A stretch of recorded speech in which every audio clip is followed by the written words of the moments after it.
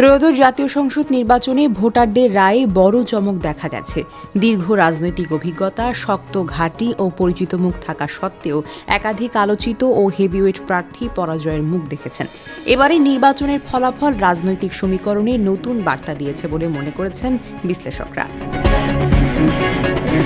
খুলনা ৫ আসনে জামায়াতে ইসলামের secretary general মিয়া গোলাম পরোয়ারের অল্প ব্যবধানে বিএনপির প্রার্থী মোহাম্মদ আলী আসগরের কাছে পরাজিত হন।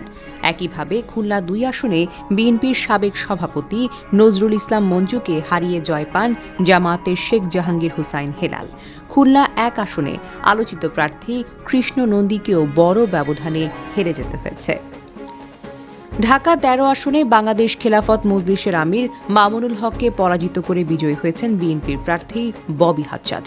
বরিশাল ৫ ও বরিশাল ৬ আসনে ইসলামী আন্দোলন বাংলাদেশের সিনিয়র নায়েবে আমির মুফতি সৈয়দ মোহাম্মদ ফয়জুল করিম প্রত্যাশিত ফলাফল করতে পারেননি এবং ২ আসনেই পরাজিত হয়েছেন।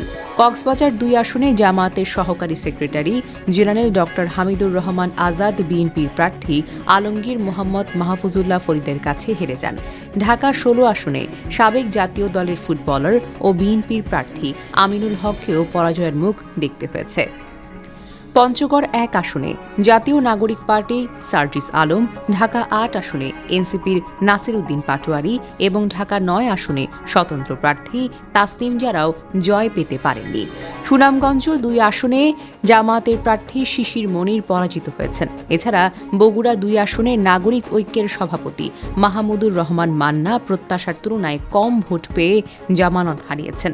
ঝিনাইদহ ৪ আসনে রাশেদ খান তৃতীয় হন এবং রংপুর ৩ আসনে জাতীয় পার্টির চেয়ারম্যান গোলাম মোহাম্মদ কাদেরও পরাজিত হয়েছেন। ঢাকা ১২ আসনে বিএনপি জোট সমর্থিত প্রার্থী সাইফুল হককে হারিয়ে জয় পেয়েছেন জামায়াতের সাইফুল আলম।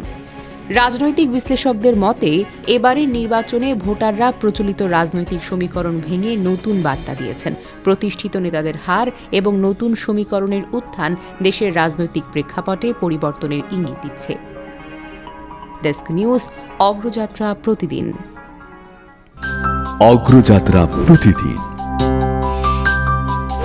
নির্ভীক প্রত্যয়ে উজ্জীবিত।